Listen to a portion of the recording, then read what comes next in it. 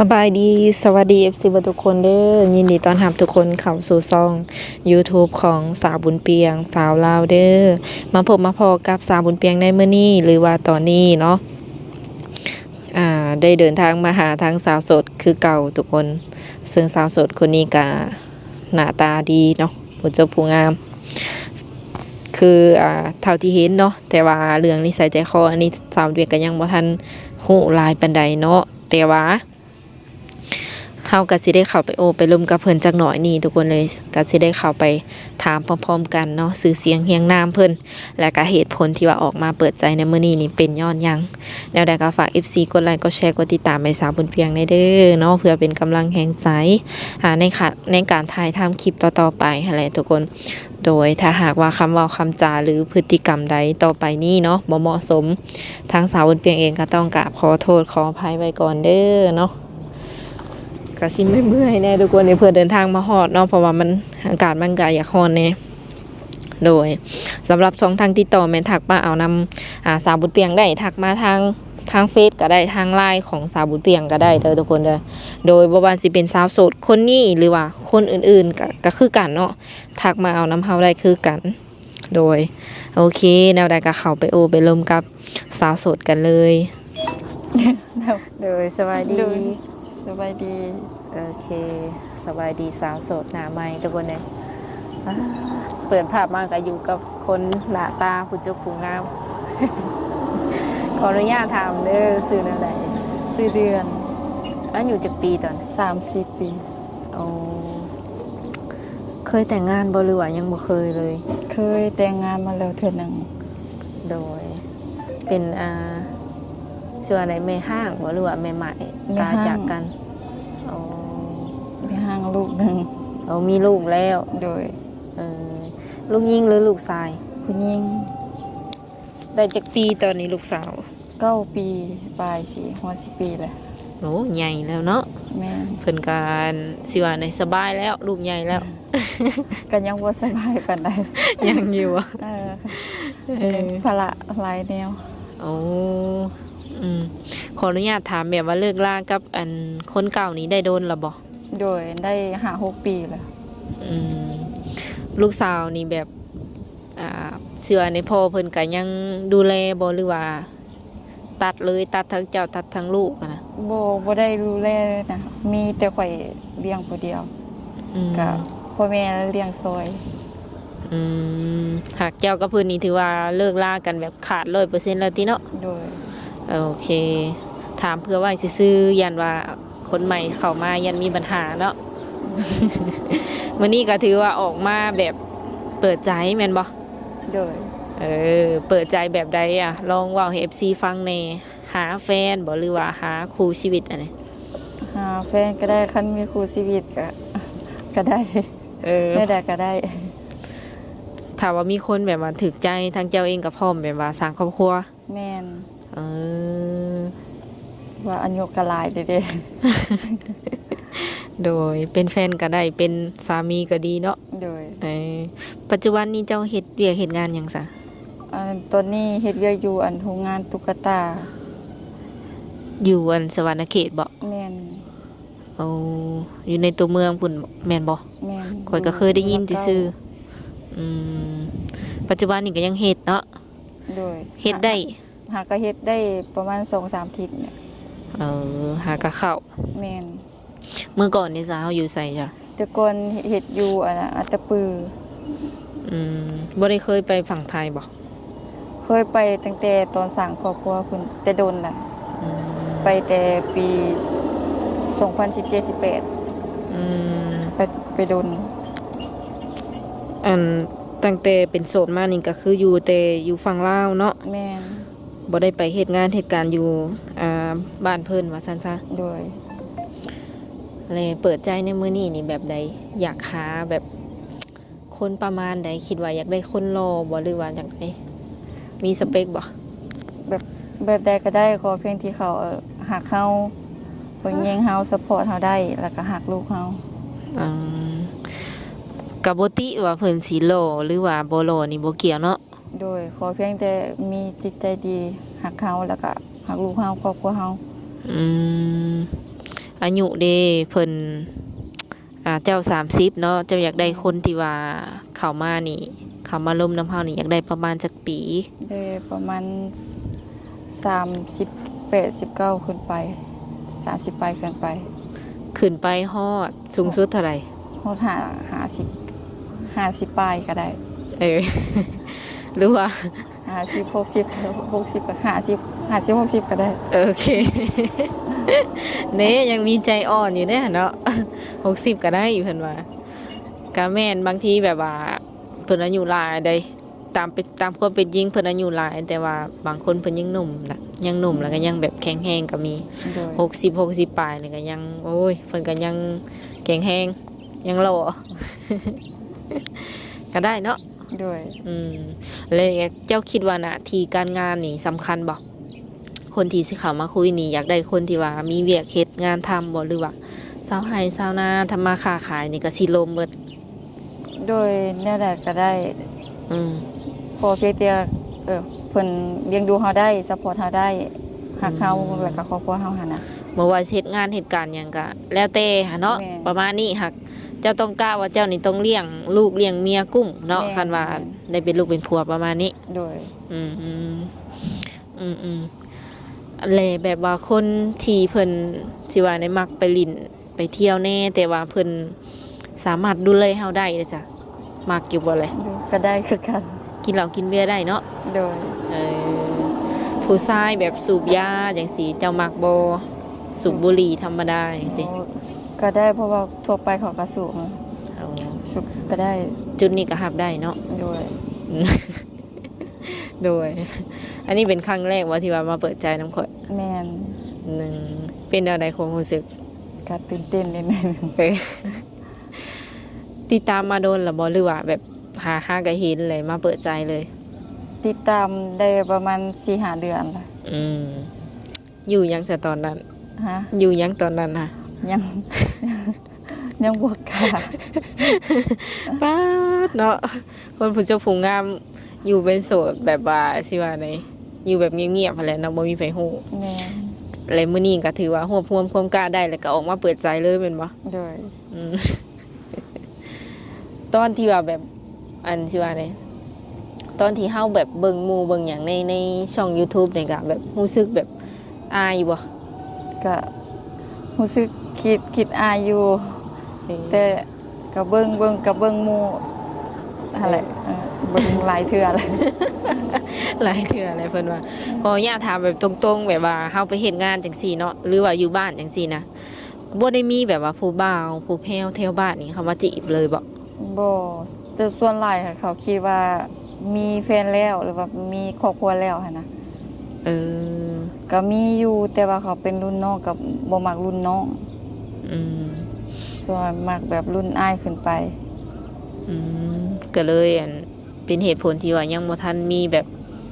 คู่ครองใหม่เนาะ แม่น อืมแบบว่าคนอายุน้อยจังซี่นะบ่มีเลยบ่แบบที่ว่าเขานิสัยเป็นผู้ใหญ่แบบดูแลเฮาได้จังซี่ ก็ถ้าเป็นนิสัยผู้ใหญ่ก็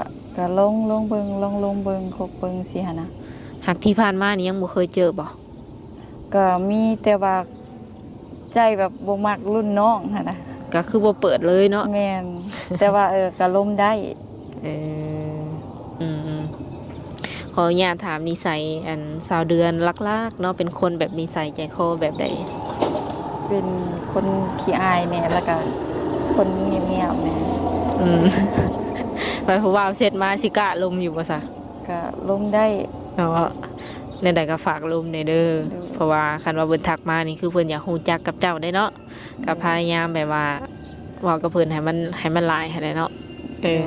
หากคันว่าสมมุติเฮาล้มไปเนาะเฮาบ่มักนี่ก็บ่เป็นหยังเพิ่นบ่ได้แบบ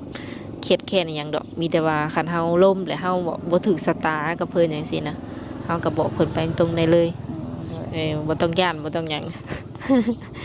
โดยในใจลักๆนี่คิดว่าคันได้เริ่มต้นชีวิตใหม่นะอยากเริ่มต้นชีวิตใหม่กับผู้บ่าวทางใดฟังลาวบ่ ฟังลาวก็ได้ฟังไทยก็ได้ โอ้คันอยู่ทางไกลเป็นต่างประเทศจังซี่เด้ โดยก็ได้คือกัน อืมไปอยู่น้ำเพิ่นก็ได้บ่ โดย โอ้ ได้ คันไปนี่ลูกสาวเอาไปนำบ่ ก็ป้าไว้น้ำพ่อแม่ โดย แต่ว่าก็ต้องถามพ่อแม่ก่อน ว่าเพิ่นสิเอาบ่ ว่าก็พยายามว่าเพิ่นสิให้เฮาไปบ่หั่นนะ อ๋อ เพราะว่าเฮาก็มีลูกแม่นบ่ โดย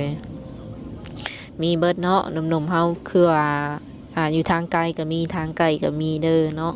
หากบ่ฮู้ว่าสายนิ่งสายแน่นเจ้านี่สิอยู่ทางใด โดย หากเรื่องการสื่อสารนี่นะทั้งเจ้าสามารถสื่อสารได้เบิดเลยบ่ลาวไทยหรือว่ามีความสามารถเว้าอังกฤษนำได้บ่ อังกฤษบ่ได้ อืม แต่ก่อนก็ได้อยู่ลืมแล้ว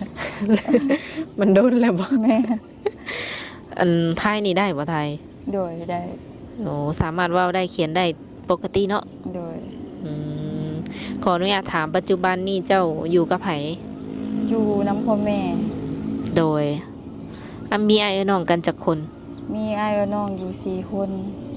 เพิ่นก็สร้างครอบครัวไปเบิดแล้ว แล้วก็ไปเฮ็ดเวียกอยู่ต่างแผง เจ้าเป็นลูกคนที่เท่าใด คนที่3 อืม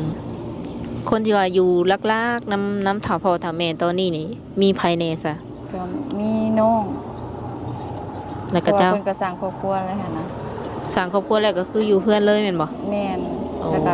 ข่อยก็กำลังมาอยู่ เออ แล้วก็มาเฮ็ดเวียกอยู่บ้านก็อยู่นํกันหั่นแหละแต่ยังอยู่นํพ่อแม่ โดย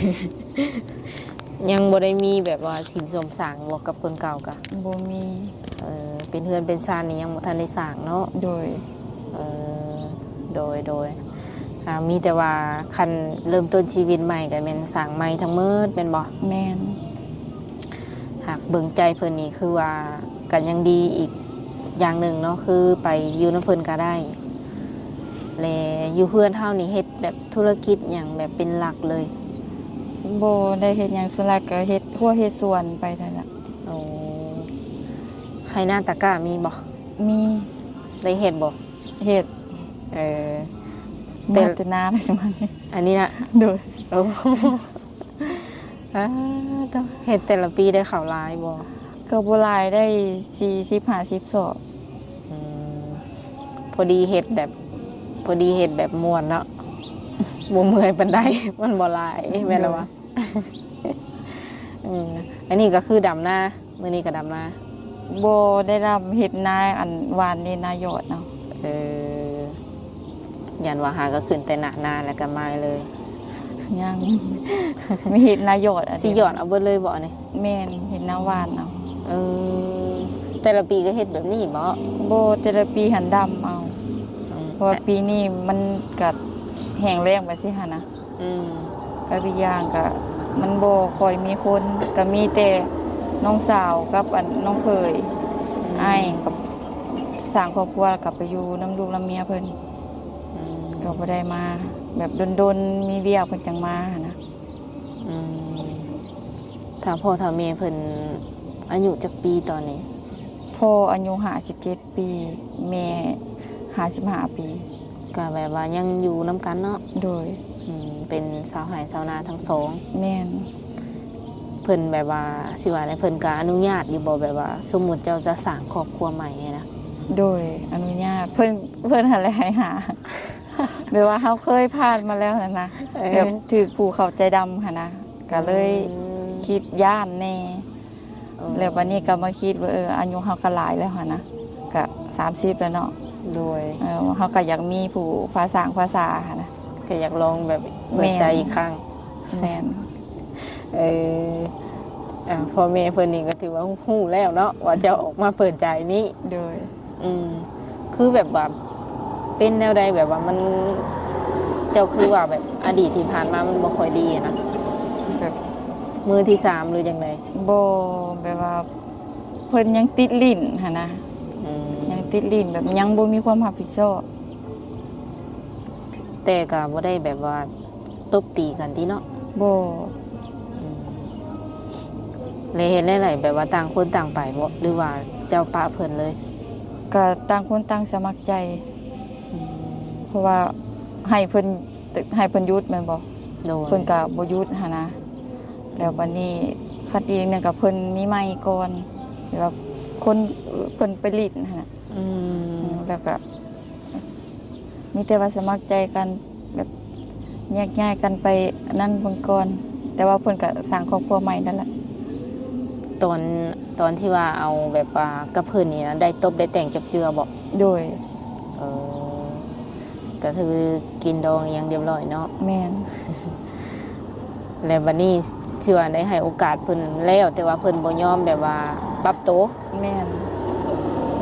ก็เลยล้มกันแล้วก็ต่างคนต่างแยกย้ายประมาณนี้เนาะทุกคน แม่น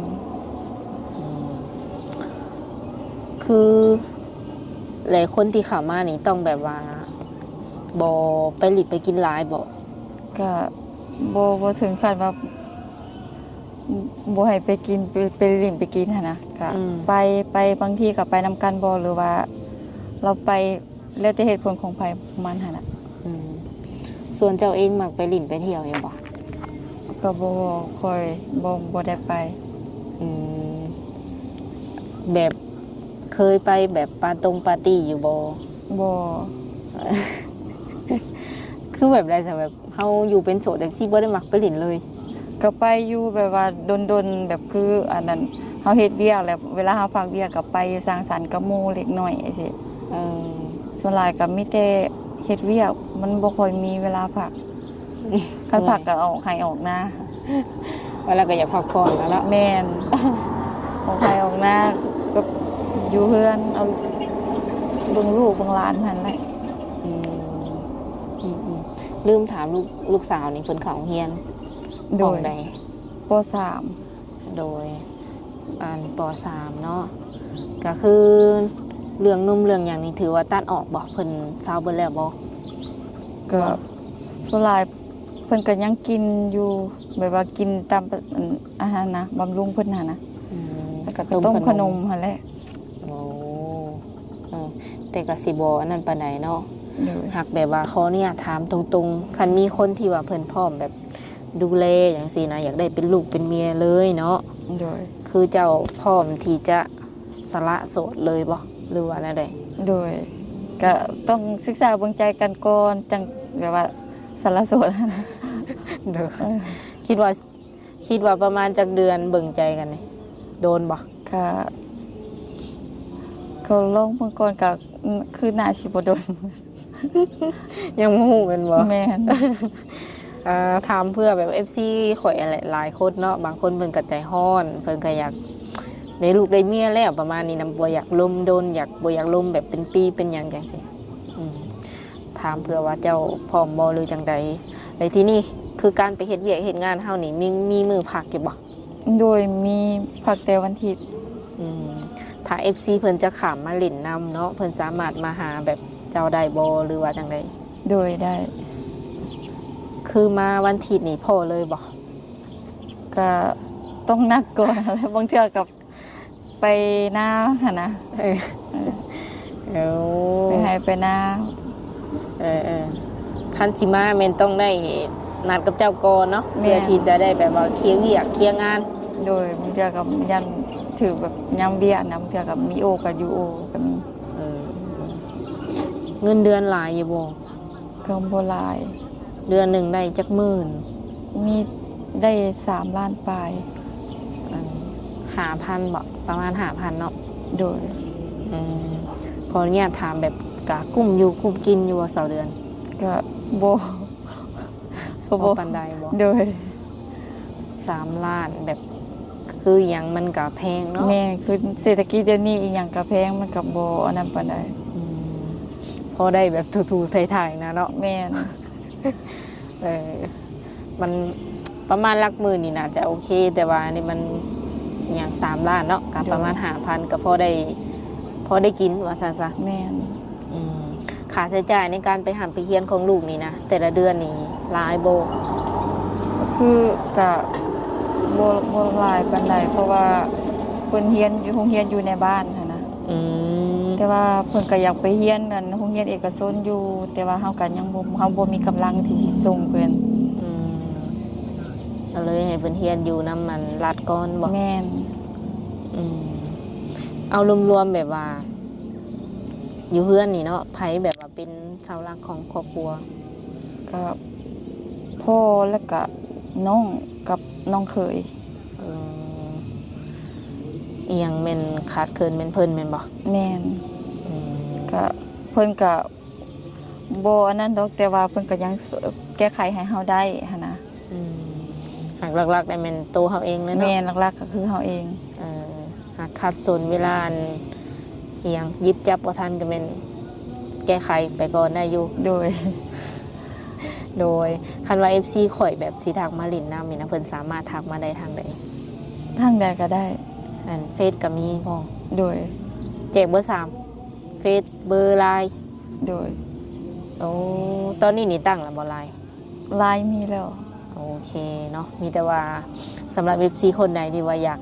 ติดต่อคำกับสาวเดือนเพิ่นเนาะก็สามารถทักหาทางเฮาได้ทักมาทางเฟซก็ได้หรือว่าไลน์ก็ได้เนาะมีเวลาตอบนี่ช่วงไหนคิดว่า คือช่วงนี้เฮ็ดอันกลางเว้นกับน่าสิกลางคืน เพราะว่าเฮ็ดเวียกกลางคืนนำที่ขึ้นกะ โอ้เจ้าเฮ็ดเวียกสองกะเลยบ่นี่ แม่นแบบเพิ่นสลับกันหั่นนะแบบแต่ละทีมมีกลางคืนกลางเว้น อัน ทีมละอาทิตย์ สลับเป็นอาทิตย์ แม่น โอ้เวลาสิบ่คงที่ได้ซะเนาะทุกคน เลย สำหรับทิศนี้แม่นเฮ็ดอหยังก็กลางคืน แม่นแต่ว่าวันจันทร์นี่แม่นกลางเว้น สลับเป็นทิศบางทิศก็เฮ็ดกลางคืนแล้วมานอนกลางเว้นเนาะ แม่น และทิศถัดไปก็คือเฮ็ดกลางเว้นนอนกลางคืน แม่น ก็ไหวอยู่บ่ ก็ กะว่าสิไหวอยู่บ่ ก็บ่ค่อยไหวปานใดแต่ว่าก็สู้ไปหั่นแหละ จำเป็นเลยเนาะ มันจะเป็น แบบแค่พังเฮาก็ยังนั่นแหละนะเนาะทุกคนมันก็นักเติบได้เนาะมันแบบสลับไปสลับมาประมาณนี้ปรับตัวนำก็อาจจะบ่อยากทัน แม่น แต่ก็สู้ๆเนาะลองไปก่อนนั่นแหละ โดย บางเทื่อได้ครูได้คิงก่อนก็อาจจะบ่ได้เฮ็ดเนาะ เอาสั่งครอบครัวได้ซะ โดย โดยสุดท้ายนี่มีหยังอยากฝากถึง FC ข่อยบ่เนาะที่ว่าเพิ่นสิเข้ามาโอมาลงกับเจ้านับตั้งแต่มื้อนี้เป็นต้นไป ก็ให้รับอันในที่เฮาเป็นนี่แหละ อืมแบบใดแบบว่า คันถ้าเขามากอะหักเฮาแน่ลูกเฮาแน่แล้วก็ครอบครัวเฮาแล้วก็สามารถเลี้ยงเฮาได้ลูกเฮาได้สิค่ะนะซัพพอร์ตเฮาได้ ก็แค่นี้เนาะ โดย โอเคสำหรับคลิปนี้ทางสาวบุญเปียงและก็สาวโสดเพิ่นเนาะสิได้ขอตัวโจไว้ก่อนมื้อหน้ามื้อในคัน FC ให้มาหากะสิได้มาหาทางเพิ่นใหม่เนาะก็สิเป็นวันอาทิตย์พุ่นแหละคันได้มาอีกเทื่อกันแม่นบ่ โดย โดย เพราะว่าพักวันอาทิตย์ สบายดี โดย